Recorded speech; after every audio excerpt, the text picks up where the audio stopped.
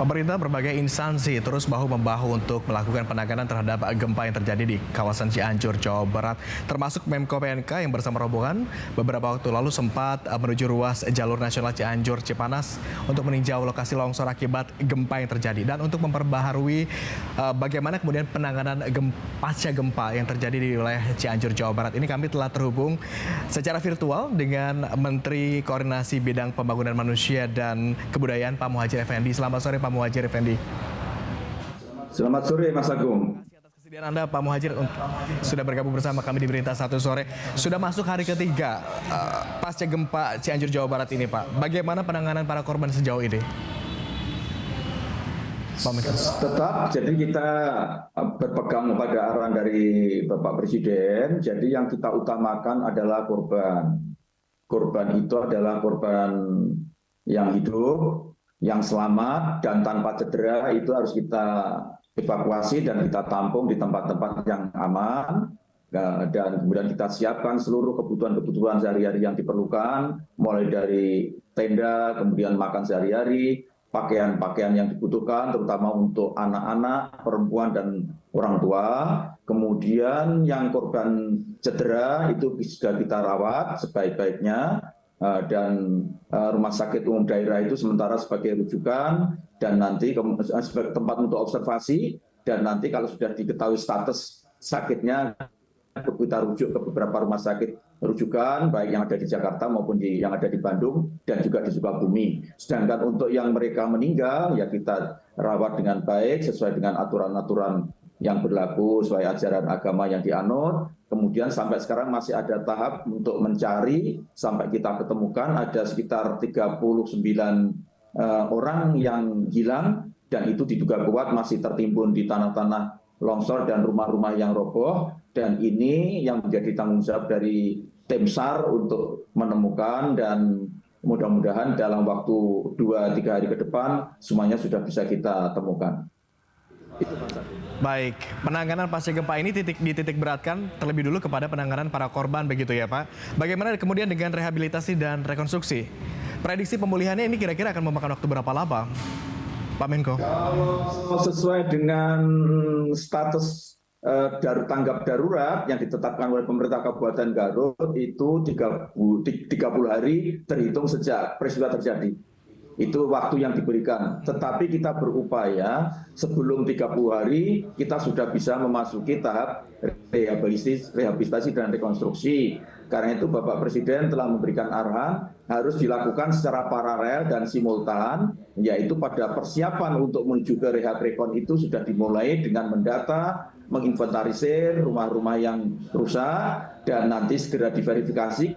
Kita harapkan data itu sudah valid sebelum kita memasuki tahap rehab rekon, sehingga ketika tahap rehab rekon kita sudah bergerak tanpa menunggu ada jeda yang berpanjangan yang itu akan membuat para korban akan terlalu lama menderitanya. Karena itu kita lakukan secara paralel dan mudah-mudahan ini akan berjalan dengan baik, dan itu sangat tergantung kepada komitmen dari pemerintah kabupaten dan pemerintah provinsi, dan tentu saja akan kita dukung sepenuhnya dari kementerian-kementerian teknis terkait termasuk Kementerian PUPR untuk nanti segera memverifikasi status dari kerusakan-kerusakan itu. Itu Mas Agung. Baik, tadi Anda sempat menyinggung masalah data. Bagaimana sekarang pendataan ini Pak Menko sejauh ini? Data kerusakan rumah yang diperkirakan kemarin hanya sekitar 20.000, sekarang sudah mulai membengkak mendekati 60.000. Gitu. Dan 60.000 itu kira-kira sekitar 22.000 itu nanti statusnya kemungkinan berstatus rusak berat atau fatal, yang itu nanti penanganannya akan melibatkan unsur pihak ketiga, baik itu bisa dari PUPR maupun dari TNI. Oke, penanganannya akan melibatkan dan berkoordinasi dengan pihak ketiga, dalam hal ini PUPR begitu Pak ya. Sejauh ini bagaimana komunikasi dengan antar lembaga ini, Pak Menko? Tadi kita bersama-sama mendampingi Bapak Presiden, kita koordinasi sambil jalan, ya. Baik kebetulan Pak Menteri PUPR juga hadir, Pak Bupati juga ada, kemudian dari unsur TNI juga ada, Pak Kepala BNPB juga. Kita terus langsung berkoordinasi sambil jalan tadi. Jadi tidak perlu ada pertemuan khusus dan Bapak Presiden juga sudah memberi arahan pada waktu itu sehingga kita bisa putuskan, kita sepakati nanti pihak-pihak siapa saja yang akan terlibat di dalam penanganan itu. Hanya begini Mas Agung, kerusakan ini kan menyebar ya, jadi tidak terpusat di suatu tempat sehingga penanganannya juga agak perlu waktu nanti, apalagi juga size atau besaran dari rumah itu kan beda-beda. Jadi kemungkinan untuk uang 50 juta itu kalau itu tidak ada penambahan-penambahan mungkin akan kurang kalau kita hanya mengandalkan sepenuhnya dari bantuan pemerintah itu. Karena itu tadi Bapak Presiden juga sudah menghimbau supaya ada upaya-upaya lain termasuk swadaya kemampuan dari masyarakat yang korban itu juga bersedia untuk mengeluarkan sebagian biaya agar nanti pembangunannya itu sesuai dengan standar yang telah diminta oleh Bapak Presiden, yaitu standar tahan gempa, terutama untuk yang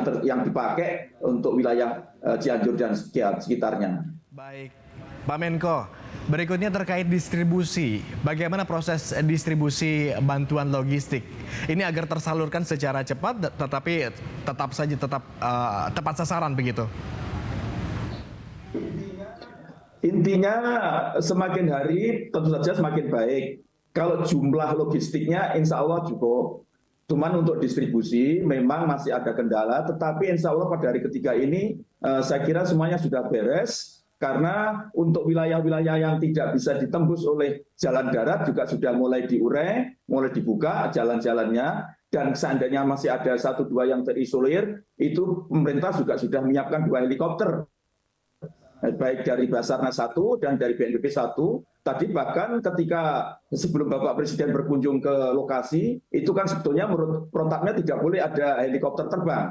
Tetapi tadi kami telah memohon, meminta kepada Pak Pampres melalui Pak Mensekap dan Pak Mensesnek diizinkan. Jadi tadi sejak pagi helikopter 2 itu sudah bisa mengirim kebutuhan logistik untuk wilayah-wilayah yang terisolasi. Jadi insya Allah tidak ada masalah bahwa masih ada kekurangan sana-sini dan kemudian ada informasi dari media, itu justru yang kita ingin dengarkan dan kemudian akan kita respon. Itu kan sebagai umpan balik bagi kita untuk bisa mendapatkan masukan yang betul-betul real ada di lapangan, dan insya Allah kita dengan senang hati akan segera kita tindak lanjuti itu. Baik, dalam dialog sebelumnya juga kami dengar bahwa Basarnas ini bahkan turun langsung untuk mendrop bantuan logistik begitu ya ke wilayah-wilayah terpencil. Termasuk juga tadi kita ingin mengapresiasi juga bahwa banyak sekali relawan-relawan yang juga ingin turut serta dalam memberikan bantuan ini. Terima kasih atas kesediaan Anda, Pak Menko, untuk bergabung bersama kami di Berita Satu Sore. Kita sama-sama berharap mudah-mudahan penanganan ini juga bisa berlangsung dengan baik.